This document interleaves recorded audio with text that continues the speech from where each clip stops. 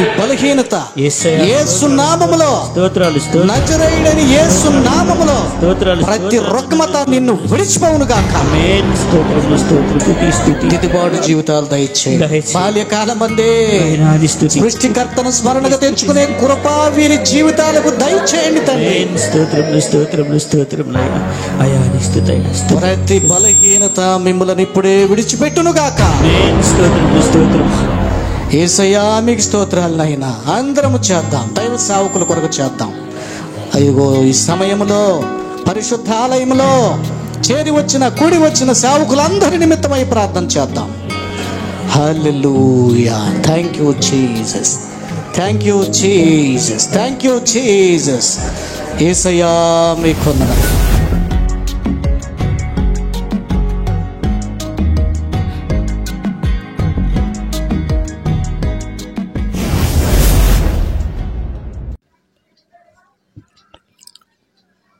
ఈ వీడియోలో మనం యేసుక్రీస్తు వారి శిష్యులను గూర్చి వారి జీవిత విశేషాలు లేక వారి మరణం గూర్చి చాలా ప్రాముఖ్యమైనటువంటి కొన్ని సంగతులు వినబోతున్నామండి. అయితే బైబిల్ నందు ఇవి లిఖించబడలేదు కనుక ఈ సమాచారం ఖచ్చితంగా చాలా ఆత్మ సంబంధంగా ముఖ్యమైన సమాచారంగా భావించండి. అయితే ఈ సమాచారాన్ని ఒక సోదరుడు చక్కగా అందించారండి. దాన్ని తిరిగి మీకు యథావిధిగా నేను అందించబోతున్నాను. అట్లాగే మరికొన్ని చిన్న చిన్న వివరణలు కూడా నేను ఇచ్చి ఆ తర్వాత ఆ సోదరుడు అందిస్తున్నటువంటి సమాచారాన్ని మీకు అందిస్తాను. తప్పకుండా ఈ వీడియోను కూడా పూర్తిగా మీరు చూడండి. చక్కగా ఆత్మీయంగా యేసు నామములో మీరు బలపడాలని ఈ వీడియో క్రైస్తవ సమాజం కోసం చేయబడతా ఉంది. యేసుక్రీస్తు వారు సుమారుగా 3.5 సంవత్సరాలు మాత్రమే సువార్త పరిచర్య చేశారు. ఫస్ట్ ఆఫ్ ఆల్ మొదటి విషయంగా దీన్ని గుర్తుంచుకోండి.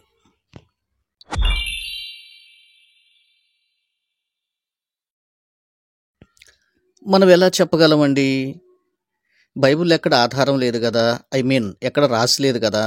వాస్తవమే. కానీ బైబిల్ పండితులు చక్కగా బైబిల్ను ధ్యానించి యోహాను సువార్త నుండి ఒక సారాంశాన్ని సంగ్రహించి మనకు తెలియజేశారు. ఏంటంటే అది యోహాను సువార్తలో యేసువారి జీవిత వివరాలు, బాల్యకాలం నుండి ఆయన మరణ పునరుద్ధాన విషయాలను వ్రాస్తూ యేసువారు జీవించినటువంటి సువార్త ప్రకటన కాలంలో యోహాను సువార్తలో 3 పర్యాయాలు పస్కా పండుగ ఆయన మీదుగా వెళ్ళినట్లుగా చూస్తాం. ఇది మనకు ఆధారం. ఇది యోహాను సువార్తను మీరు ధ్యానం చేస్తున్నప్పుడు, చదువుతున్నప్పుడు మీకు అర్థమవుతుంది. ఆ సువార్త పూర్తిగా చదివితే మీకు తెలుస్తుంది ఈ విషయం. యేసువారు సువార్తను ప్రకటిస్తున్నటువంటి కాలంలో 3 సందర్భాల్లో పస్కా పండుగ ఆయన మీదుగా వెళ్ళినట్లుగా స్పష్టంగా యోహాను సువార్తలో మనం కనుగొనగలుగుతాము. రెండవ ముఖ్య విషయం,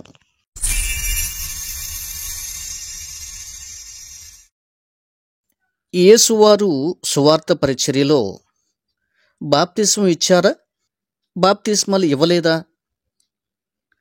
ఇది చిన్న సందిగ్ధంగా కొంతమంది క్రైస్తవులో ఉంటుందండి. నాకు తెలిసి ఈ విషయం మీద చాలామందికి క్లారిటీ ఉండదు. యేసయ్య ఆయన మాత్రమే బాప్తిస్మం ఇయ్యలేదు కానీ ఆయన శిష్యులను ఇచ్చుచుండిరి అని బైబిల్లో మనకి వ్రాసి ఉంది. దీన్ని బట్టి మనం ఏమర్థం చేసుకోవాలి? అది ఎక్కడ రాసి ఉంది? యోహాను శుభవార్త నుండి 4వ అధ్యాయంలో మీ కొరకు ఈ వచనాన్ని చదువుతున్నానండి. Though Jesus himself baptised not but his disciples అని చెప్పబడింది.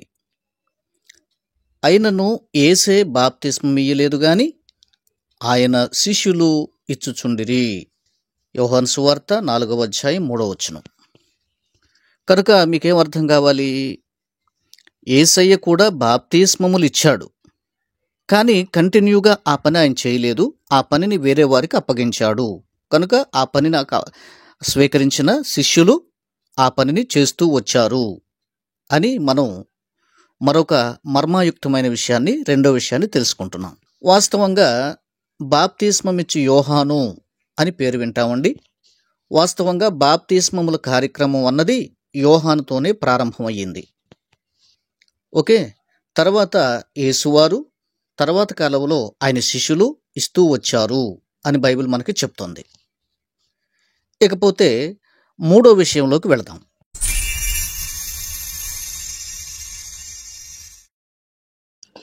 యేసు ప్రభువారు డైరెక్ట్ స్పీచ్లో నేను దేవుణ్ణి, నేనే దేవుణ్ణి అని ఎక్కడైనా చెప్పాడా పరిశుద్ధ గ్రంథమైన బైబిల్లో అని క్రైస్తవ సమాజం ఆలోచిస్తే, వాస్తవంగా డైరెక్ట్ స్పీచ్లో నేనే దేవుణ్ణి అని చెప్పిన సందర్భం మనకు కనబడదు. ఇది ఖచ్చితంగా ప్రతి ఒక్కరం కూడా యాక్సెప్ట్ చేసి తీరాలి. దానికి 1,00,000 రీజన్లు ఉన్నాయి. అవన్నీ చెప్పుకోవటానికి ఇప్పుడు సమయం కాదు. కానీ అయితే మర్మాయుక్తంగా ఉన్న మరొక విషయాన్ని ఈ సందర్భంగా ఈ అంశంలో మీకు చూపించబోతున్నా. రండి ఒకసారి వాక్యం చూద్దాం. మత్తయి సువార్త 4వ అధ్యాయం 6వ వచనం. నీవు దేవుని కుమారుడువైతే క్రిందికి దుముకుము, ఆయన నిన్ను గూర్చి తన దూతలకు ఆజ్ఞాపించును. నీ పాదం ఎప్పుడైనను రాతికి తగలకుండా వారు నిన్ను చేతులతో ఎత్తుకుందురు అని సాతాను ప్రభువును శోధిస్తూ ఈ మాటలు పలికిందండి. అయితే ప్రభు ఏం చెప్పారండి?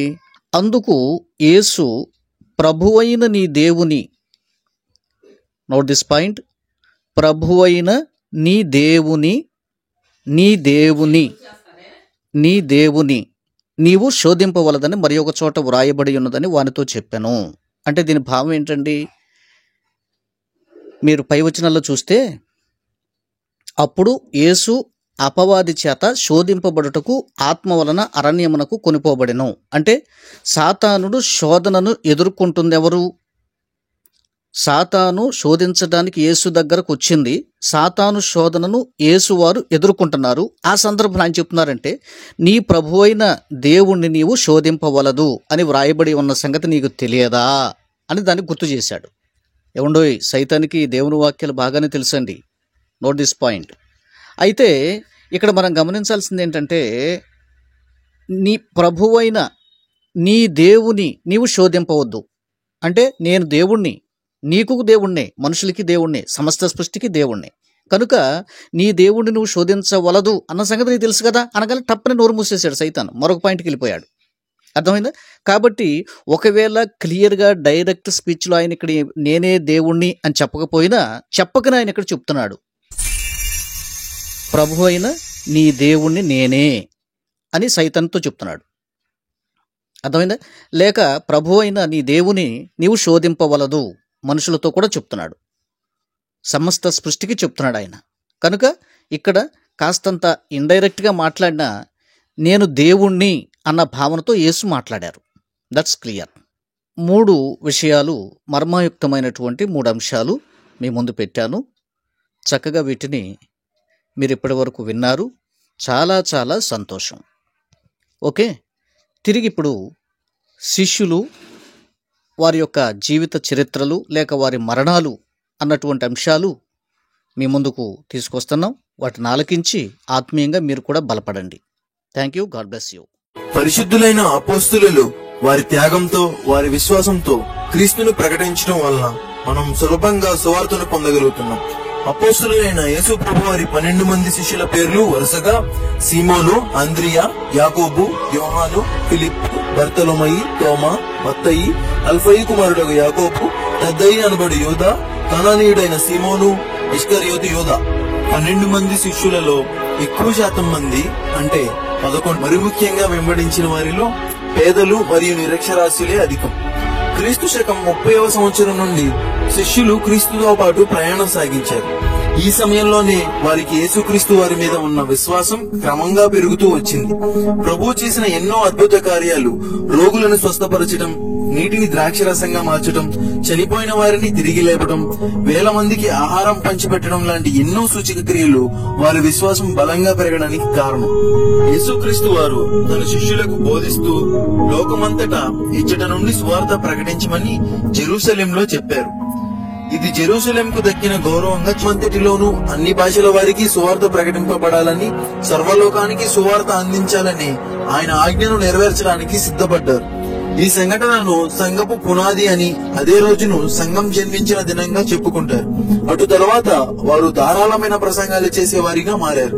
ఈ సంఘటన అనంతరం మొట్టమొదటిగా ప్రసంగించింది సీమోను పేతురు. మానవుల పాపాల నిమిత్తం ఆయన ప్రాణం పెట్టింది, ప్రత్యేకంగా చెప్పుకునేది పేతురు యొక్క నాయకత్వం. సీమోను పేతురు 12 మంది శిష్యులలో పేతురుది మొదటి స్థానం. యేసు ప్రభు వారితో ఉన్న ప్రత్యేక సాన్నిహిత్యాన్ని బట్టి ఎంతో సంతోషించాడు. గలిలయ ప్రాంతమైన బెత్సైదా గ్రామానికి చెందినవాడు. వృత్తి చేపల పట్టడం. జెరూసలేంను కేంద్రంగా చేసుకుని సువార్త వ్యాప్తికి కృషి చేశాడు. ఈయన నాయకత్వంలోనే ఆదిమ సంఘం యొక్క ప్రణాళికలు జరిగాయి. ఈయన సువార్త వ్యాప్తిలో భాగంగా ఇంగ్లాండ్, ఫ్రాన్స్, గాల్ దేశాలు సందర్శించాడని చరిత్ర ఆధారాలు ఉన్నాయి. ఆ కాలంలో రోమన్ చక్రవర్తిగా ఉన్న నీరో మహారాజు క్రీస్తుని గురించి బోధలు చేస్తున్న క్రైస్తవులపై అనేకమైన అకృత్యాలు జరిగించాడు. ఈయన క్రూరమైన ఆలోచనలకు సాక్ష్యం రోమ్ నగరం దహనం కావడమే. ఈయనను బంధించి చీకటి చెరసాలగా పేరు పొందిన మైనర్ డెన్ చెరసాలలో 9 నెలల పాటు బందీగా ఉంచారు. ఆ తరువాత నీరో మహారాజు ఆజ్ఞలతో పేతురుకి శిలువపై మరణశిక్ష విధించారు. ప్రభువు వల్లే శిలువ మరణం పొందడానికి తాను ఏమాత్రం అర్హుడను కాదని తలచి తనను తలక్రిందులుగా శిలువ వేయమని కోరడంతో క్రీస్తు శకం 67లో రోమ్ నగరంలో మరణశిక్ష విధించారు. పరలోకపు ద్వారం యొక్క తాళం చెవులు తను కలిగి ఉన్నట్లు, ప్రభువు ద్వారా తప్ప మరి దేని ద్వారా పరలోకానికి చేరుకోలేమని తను ప్రకటిస్తూ దానికి సూచనగా తాళాలను ధరించి ఉండేవాడు. చరిత్రకారులు అపోస్తులందరికీ కూడా వారికి గుర్తింపు చిహ్నాలను కేటాయించడం జరిగింది. పేతురుని తలకిందులుగా సిలువ వేసి చంపటం వలన తలకిందులుగా ఉన్న సిలువను మరియు తాళాలను ఈయన గుర్తింపు చిహ్నంలో పొందుపరిచారు. అంద్రేయ పేతురు యొక్క సహోదరుడు. చేపలు పట్టడంలో అతనికి సహాయకుడు.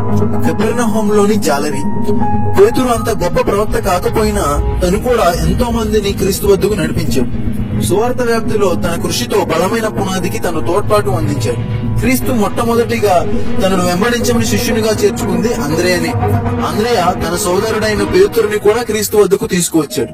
ఈయన జెరూసలేం నుంచి మొదలుకొని అర్మేనియా, ఆసియా మైనర్, మాసిడోనియా, పగియా, ఇస్తాంబుల్, గ్రీక్ దేశాలలో ప్రయాణించి సువార్త వ్యాప్తిలో భాగంగా అనేక సంఘాలు ఏర్పడడానికి శ్రమించాడు. చివరిగా రోమ్ నందు అకియా సమీపంలోని పాట్రాస్ లో చేతులు కాళ్లు కట్టబడి ఇంటూ ఆకారంలో సిలువ వేయబడ్డాడు. తాను సిలువపై వేలాడుతూ 2 రోజుల వరకు సువార్త ప్రకటించి మరణించాడు. ఈయనను వెంబడించిన వారు చెప్పిన ప్రకారం చివరి క్షణాలలో ఈయన పలికిన మాటలు I have long desire and expected this happy hour. ఈయన సమాధిని తవ్వి కాన్స్టాంటైన్ అనే చక్రవర్తి పైశాన్యంలో గల అపోస్తుల పరిశుద్ధ ఆలయంలో ఉంచడం జరిగింది.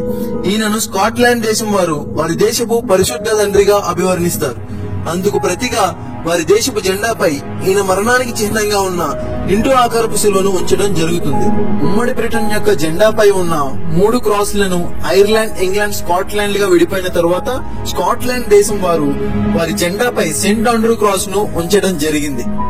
ఉమ్మడి బ్రిటన్ యొక్క జెండాపై ఉన్న 3 క్రాస్లను విభజిస్తూ ఉన్న తెల్లని బోర్డర్ ఈ 3 దేశాలు ఎప్పటికీ కలవు అనే అర్థాన్ని సూచిస్తుంది. ఈయనది చేపలు పట్టే వృత్తి కనుక చేపలను మరియు ఇంటూ ఆకారంలో ఉన్న సిలువలో ఈయన మరణించారు కనుక సూచనగా ఈ రెంటిని కలిపి తన గుర్తింపు చిహ్నంలో పెట్టడం జరిగింది. యాకోబు గలిలీలోని బెత్సైదా గ్రామానికి చెందినవాడు. యేసుక్రీస్తు వారి 12 మంది శిష్యులలో యాకోబు పేరు గల వారు 2 ఉన్నారు. వారిలో ఈయన జబదయి కుమారుడు. జబదయి క్రీస్తుకు సమీప బంధువు. చిన్నతనం నుండి ఆయనను ఎరిగిన వారిగా చెప్పుకుంటారు. అతి ప్రాముఖ్యం కలిగిన మొదటి 3 ఈయన ఒకరు. మరియు ఉత్తమ ప్రచారకుడిగా ప్రజలలో ఎక్కువ గుర్తింపు గలవాడు. సంఘాన్ని బలమైన నాయకత్వంతో నడిపిన వ్యక్తిగా కూడా గుర్తించబడ్డాడు. పాలస్తీనా, స్పెయిన్ దేశాలలో యూదులు ఎక్కువగా స్థిరపడిన ప్రాంతంలో విస్తృతమైన సువార్త వ్యాప్తి చేశాడు. క్రీస్తును గూర్చిన సువార్తను యూదులకు ప్రకటించడంతో కోపోద్రిక్తుడైన హేరోదు ఈయనను చెరపట్టి శిరచ్ఛేదనం చేయించారు. క్రీస్తు శకం 44లో ఇది జరిగింది. ఈ హేరోదు మహాహేరోదు మనవడైన అగిరప్ప. అపోస్తులలో ప్రథమ హతసాక్షిగా యాకోబు మరణించాడు. సముద్ర ప్రయాణాల ఆత్మవిశ్వాసానికి చిహ్నంగా ఉన్న గవ్వలను మరియు ఈయన శిరచ్ఛేదనానికి సూచనగా ఉన్న ఖడ్గాన్ని ఈయన గుర్తింపు చిహ్నంలో మనం చూడగలం. యోహాను జబదయి కుమారుడు. తన సోదరుడైన యాకోబుతో కలిసి చేపల వృత్తిలో ఉండేవాడు. పేతురు మరియు అంద్రేయ వీరి వ్యాపార భాగస్వాములు. యోహాను 12 మంది శిష్యులలో చిన్నవాడు. ఇతను పెంతెకోస్తు దినం నాడు పేతురుకి కుడిభుజంగా వ్యవహరించాడని చెప్తారు. పెర్గియా, ఫిలదెల్ఫియా, స్పార్దిస్, స్ముర్నా, తాంతియా, పెర్గేములలో ఈయన సువార్త సేవ విస్తృతంగా చేశారు. ఎఫెసులోని తాంతియన్ చక్రవర్తి కాలంలో యోహానును బంధించి రోమ్ కు తీసుకువెళ్లారు. అక్కడ కాగుచున్న నూనెలో విసరబడ్డాడు. అయినను ఎటువంటి హాని జరగకపోవడంతో చక్రవర్తి ఈయనను పట్మాస్ ద్వీపమునకు బహిష్కరించాడు. అది టర్కీ దేశపు తీరంలో ఉంది. ఏ సంచారం లేని ఆ ద్వీపంలో ఒంటరిగా బాధలు పడి శ్రమపడి చనిపోవాలనే ఉద్దేశంతో ఇది జరిగించారు. ఈయన అక్కడ ఉండగానే ప్రకటన గ్రంథం రాయబడిన ఆ గుహని అపోకలిప్స్ గుహ అని అంటారు. యోహాను మరలా విడుదల చేయబడి మోడర్న్ టర్కీ ప్రాంతానికి మొదటి బిషప్ గా వ్యవహరించాడు. ఈయన తన వృద్ధాప్యంలో 101 సంవత్సరాల వయస్సులో మరణించాడు. ఇలా అపోస్తులలో సాధారణమైన మరణాన్ని పొందిన ఒకే ఒక వ్యక్తి యోహాను సువార్త, 1 యోహాను పత్రిక, 2వ యోహాను పత్రిక, 3వ యోహాను పత్రిక మరియు ప్రకటన గ్రంథం ఈయన ద్వారా రాయబడ్డాయి. ప్రేమ గురించి ఎక్కువగా ప్రస్తావించారు. తన జీవితంలో తన మరణానికి అనేక ప్రయత్నాలు జరిగాయి. విషపూరితమైన చట్రం నుండి కూడా బయటపడడం జరిగింది. అందువలన ఒక గిన్నెలో ఒక విషసర్పాన్ని ఈయన గుర్తింపు చిహ్నంగా చూడగలం. ఫిలిప్ బెత్సైదా పట్టణానికి చెందినవాడు. అపోస్తులైన పేతురు మరియు అంద్రేయలు ఈయన గ్రామస్తులే. ఫిలిప్ అనే పేరు గ్రీకు పదం. గ్రీకు మాట కావడంతో ఈయన గ్రీసు దేశస్థుడు అని అందరూ అనుకుంటారు. ఈయన క్రీస్తుని వెంబడించలేదు. క్రీస్తే ఆయనను వెంబడించమని ఫిలిప్పుని పిలిచినట్లుగా యోహాను సువార్త 1:43లో మనం చూడగలం.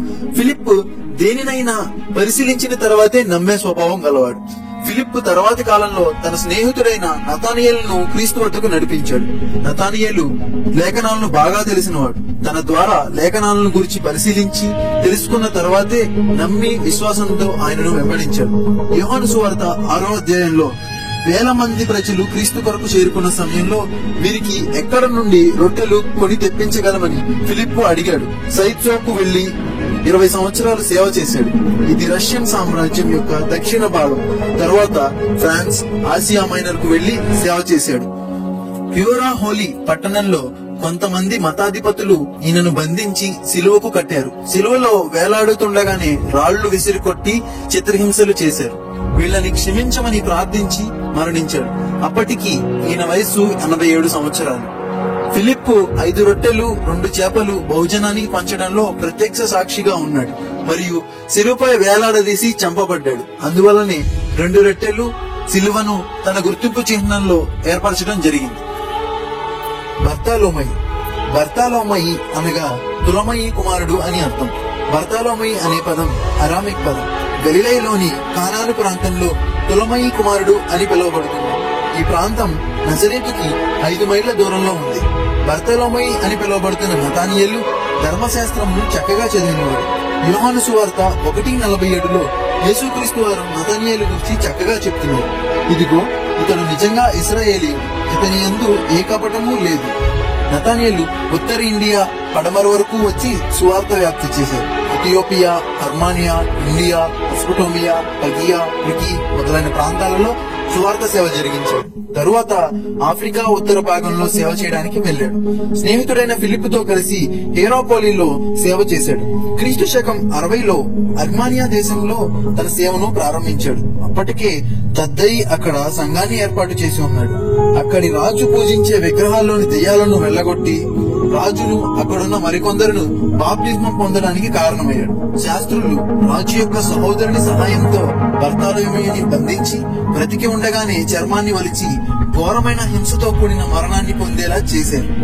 బర్తలోమయిగా పిలువబడుతున్న నతానియేలు యొక్క సమాధి అర్మానియాలో ఉంది. ప్రస్తుతం ఈయన ఎముకలు టైప్రస్ నది ఒడ్డున ఉన్న సెయింట్ బర్తలోమయి ఆలయం నందు ఉన్నాయి. లేఖనాలను ఎరిగిన బర్తలోమయి స్వేచ్ఛగా సువార్తను ప్రకటించాడు. చర్మం వలచబడి చంపబడ్డాడు. కనుక ఈయన గుర్తింపు చిహ్నంలో లేఖన గ్రంథం మరియు కత్తిని మనం చూడగలం. తోమా దిదుమా అని పిలువబడుతున్నాడు. తోమా ఒక పేద జాలరి. పునరుత్థానం అయిన క్రీస్తును చూసి తాకితేనే కాని నమ్మలేదు. తోమా గలిలీలోని తిబెరియా ప్రాంతంలో నివసించేవాడు.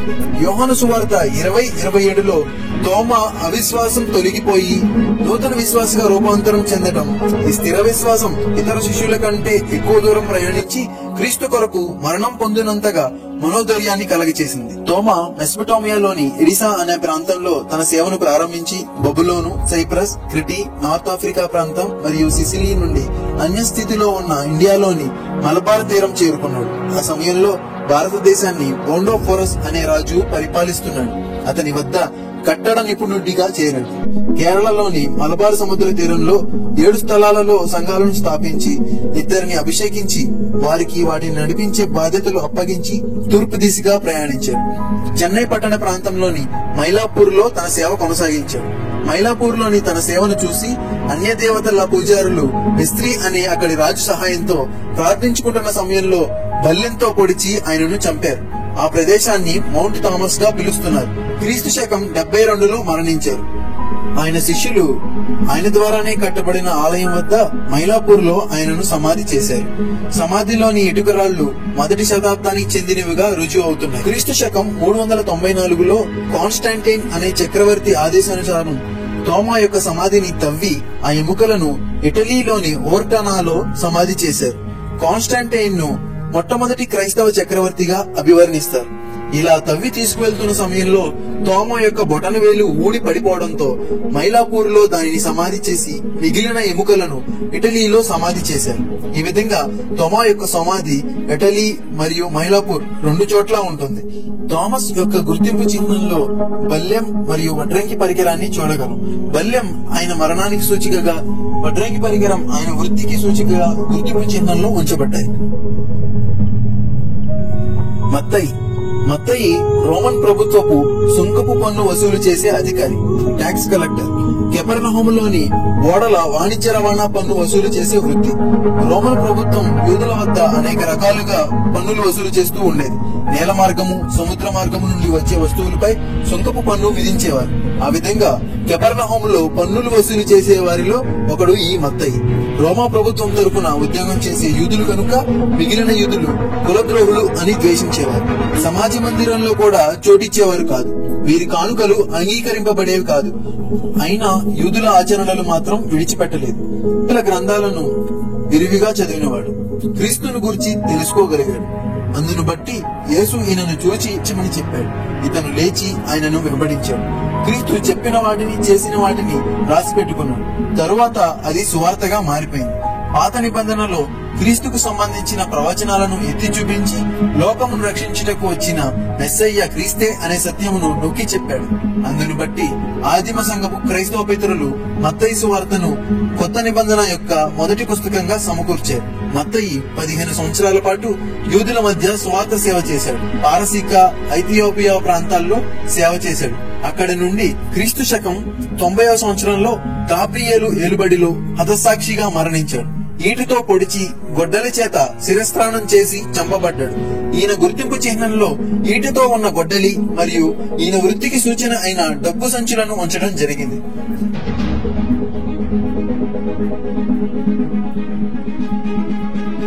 యాకోబు. అపోస్తులలో యాకోబు అని పేరు గలవారు 2 ఉన్నారు. ఈయన అల్ఫయి కుమారుడైన యాకోబు.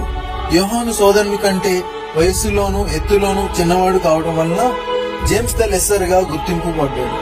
ఈయన పేరు మాత్రమే బైబిల్లో రాయబడింది, అల్ఫయి కుమారుడైన యాకోబు అని. యాకోబు కెపెర్నహూము వాస్తవ్యుడు. తండ్రి క్లియోఫస్ అని అల్ఫయి, అందువలనే అల్ఫయి కుమారుడైన యాకోబు అని పిలువబడుతున్నాడు. సుంకము వసూలు చేస్తుండగా క్రీస్తు చేత పిలువబడిన లేవి ఇతని సహోదరుడే. లూకాసు వార్త 10:23 వచనంలో యేసుక్రీస్తు వారు చెప్తున్న ప్రకారం బయట ప్రపంచానికి పెద్దగా తెలియబోయినప్పటికీ ఈయన చేసిన సేవ వలన యాకోబు ధన్యుడే. ఈయన యెరూషలేము సంఘం అధ్యక్షుడిగా ఉన్నాడు. యాకోబు పత్రిక రాసింది ఈయనే. సిరియా ప్రాంతాల్లో ఈయన చేసిన సేవకు సాక్ష్యాలు కూడా ఉన్నాయి. సిరియా సంఘం యొక్క మొట్టమొదటి పై విచారణ చేసే అధ్యక్షుడిగా ఉన్నట్లు అజీజ్ అజరియా అనే చరిత్రకారుడు చెప్తున్నాడు. ఈయనను చంపాలనే ఉద్దేశంతో యెరూషలేం యొక్క 100 అడుగుల దక్షిణ ప్రాకారం పై నుండి పడవేశారు. అయినను ఈయన మరణించకపోవడంతో ఫిల్లర్ అనే ఆయుధం ముళ్లతో కూడిన దండంతో ఆయనను తలపై కొట్టి రాళ్లు రువ్వి చంపారు. అటు తరువాత ఈయన శరీరాన్ని ముక్కలుగా చేశారు. దీనికి సూచికగా ఈయన గుర్తింపు చిహ్నంలో ముక్కలుగా చేయడానికి ఉపయోగించే రణపాన్ని మనం చూడగలం.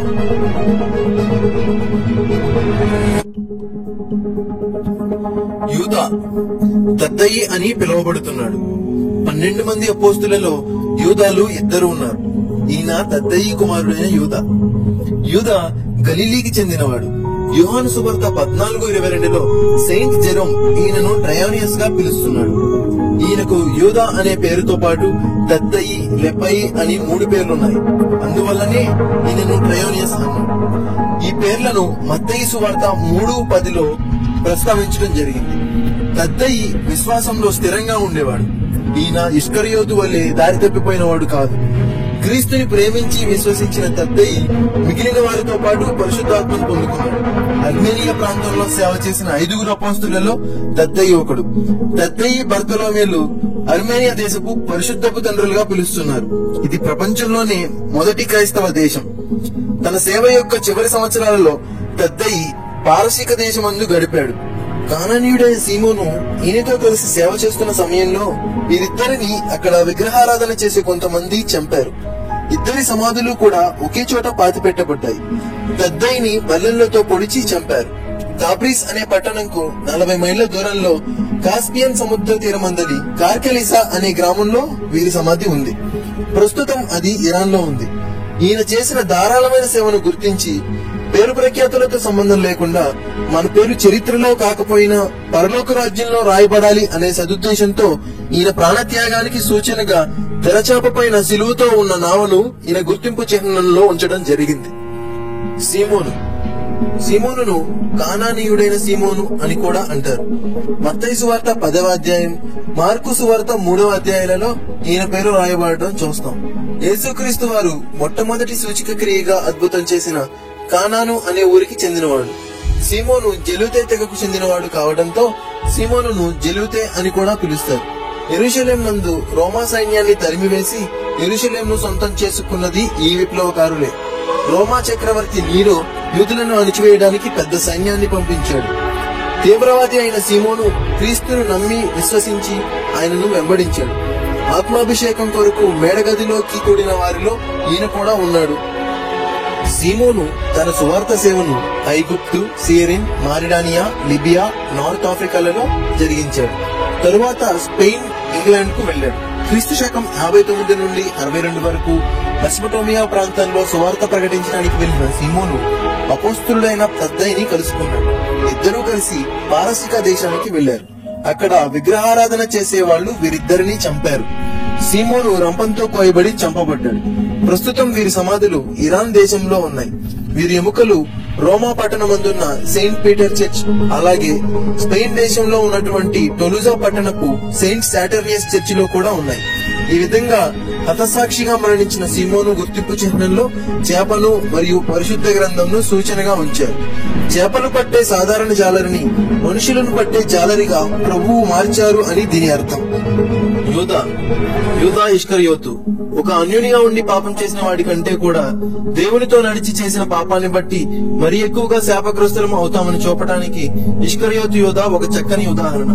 యూదులను రోమన్ పరిపాలన నుండి విముక్తి చేయడంలో యేసుక్రీస్తు వారు సహాయపడతారని, ఆయన అద్భుత శక్తులు ఉపయోగించి ఇశ్రాయేలీయులు రోమన్లను అణిచివేస్తారని భావించి విశ్వాసాన్ని కోల్పోయి 30 వెండి నాణాలకు ఆయనను అప్పగించి శిలువ మరణానికి కారణమయ్యాడు. చేసిన పాపానికి ఉరివేసుకొని చనిపోయి శాపగ్రస్తుడై నరకానికి చేరాడు.